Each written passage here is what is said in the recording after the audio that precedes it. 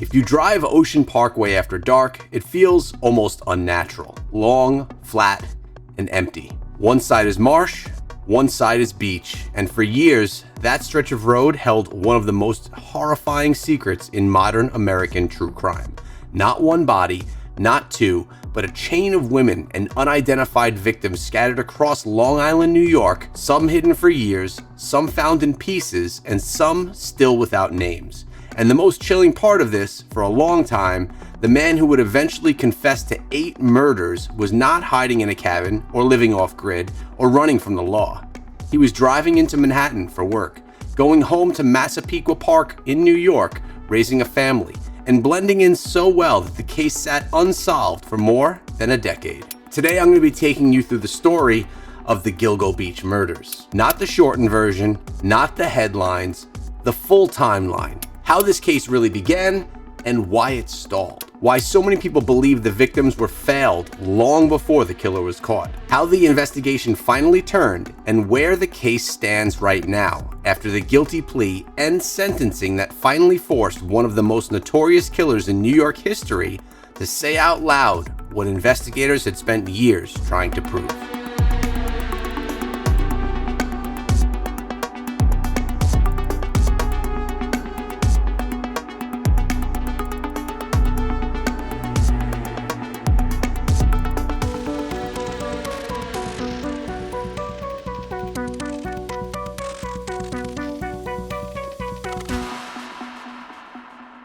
To understand Gilgo Beach, you need to go back to 2010, before the Gilgo 4, and even before Shanna Gilbert disappeared.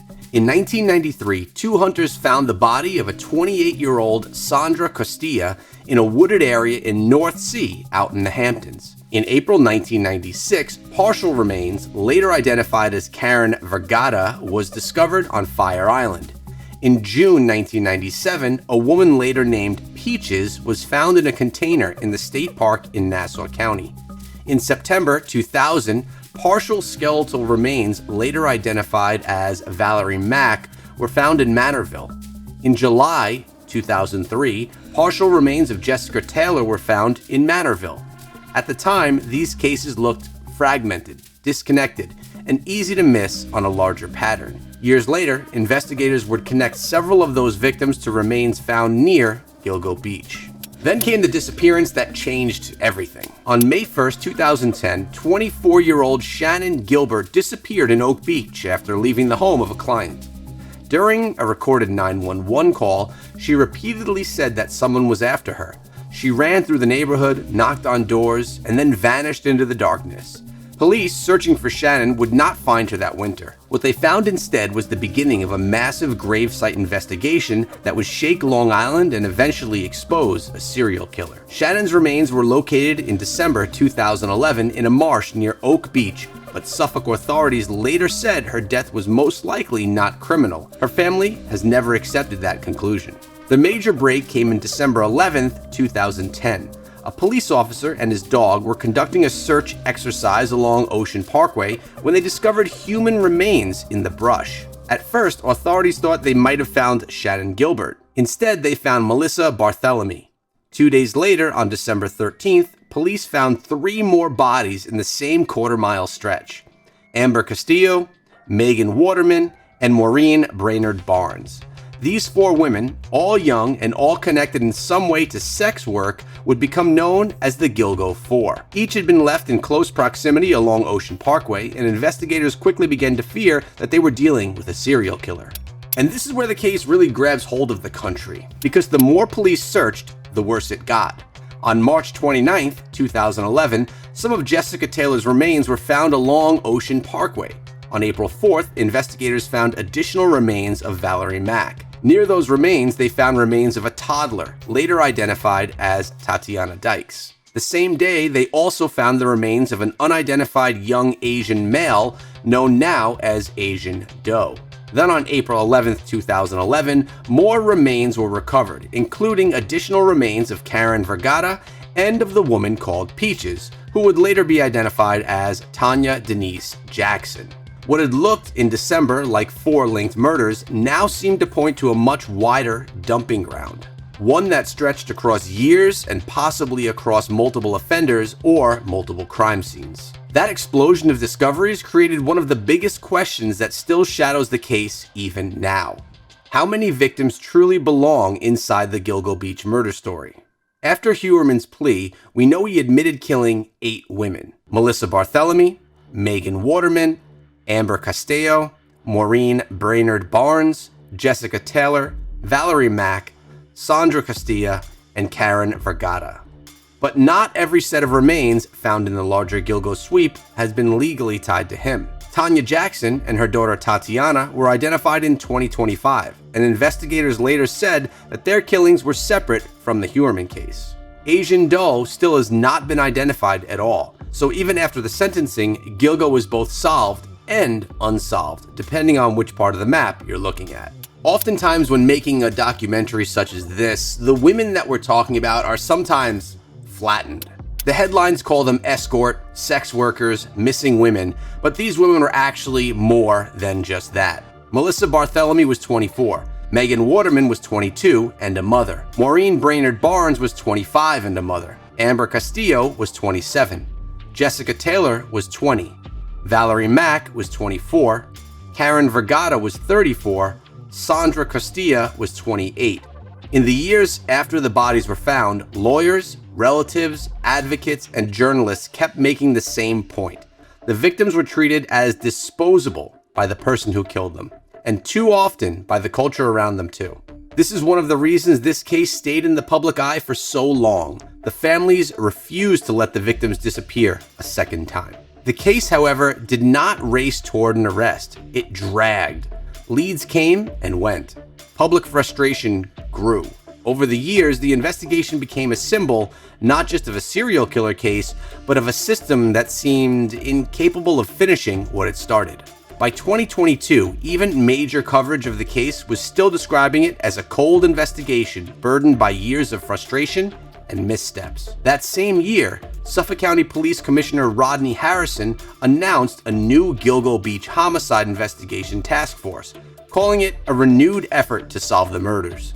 According to later court accounts and news reporting, the new multi-agency push working with the district attorney and the FBI became the turning point. And this is the moment where the Gilgo case stops being a mystery about vanishing women and becomes a procedural hunt for one man. Investigators reopened the evidence with fresh eyes.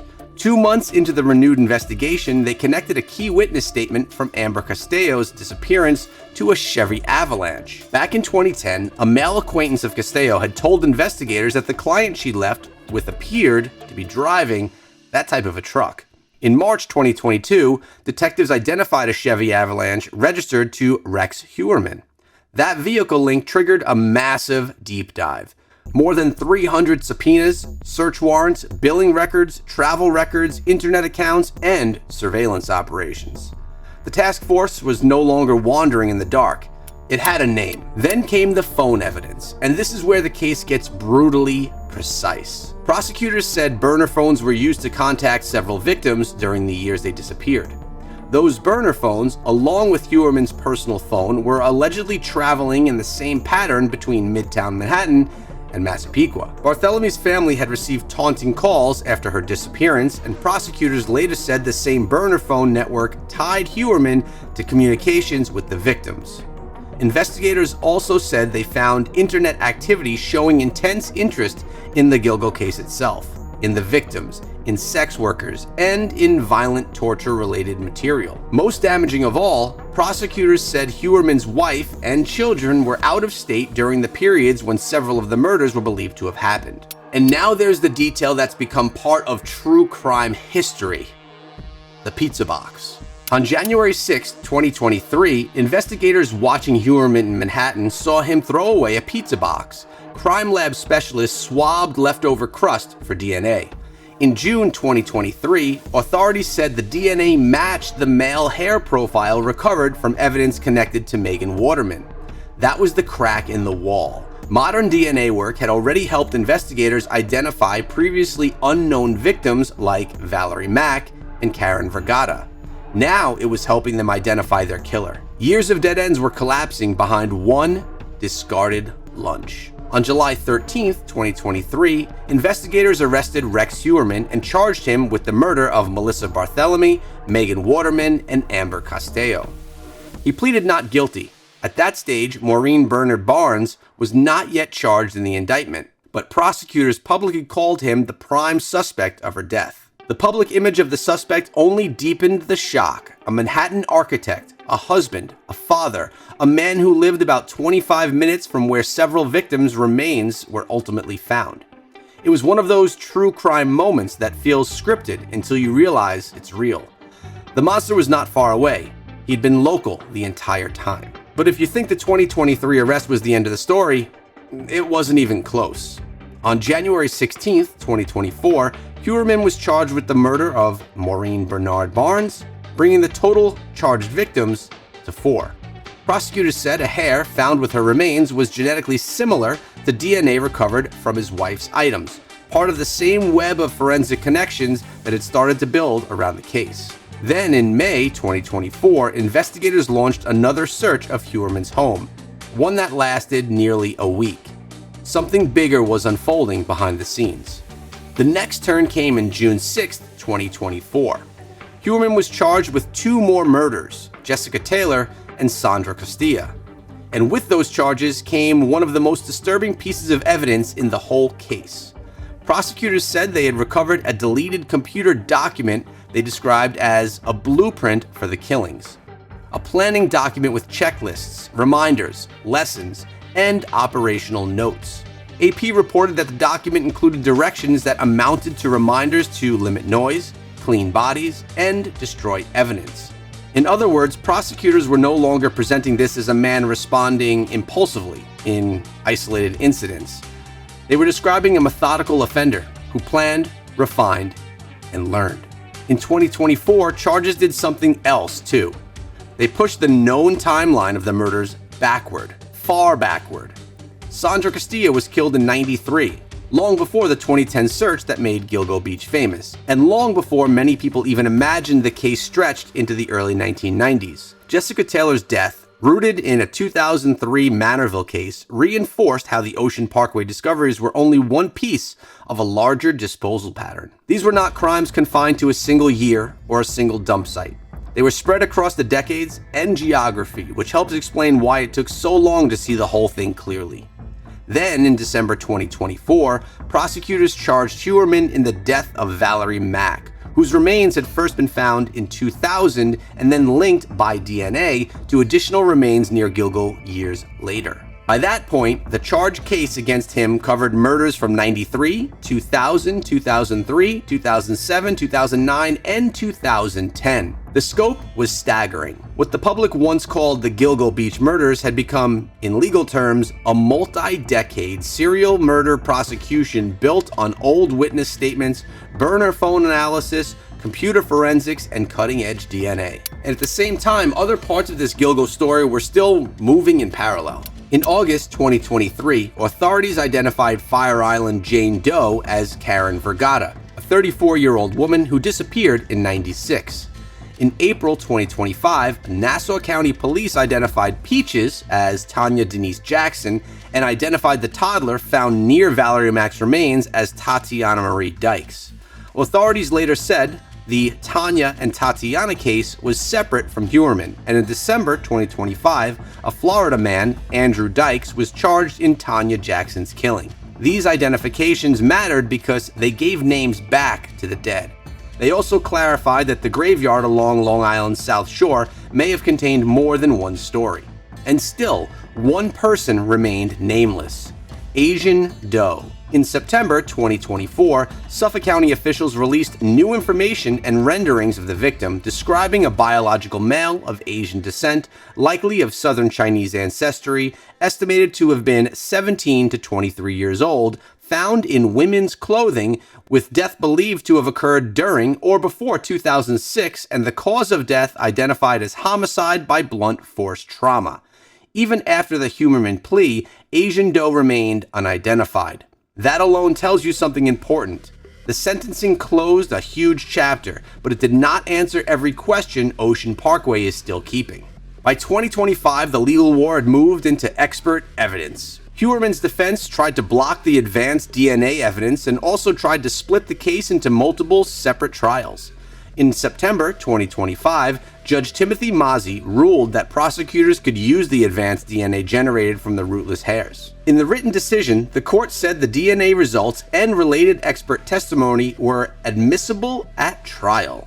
Later that same month, Mazzi ruled that all 7 charged murders would be tied together in a single case rather than served in multiple trials. At that point, prosecutors looked strongly positioned. The defense had lost on 2 of the biggest pretrial fights. Then, before the case even began, it turned one final time. On April 8th, 2026, Rex Heuermann changed his plea.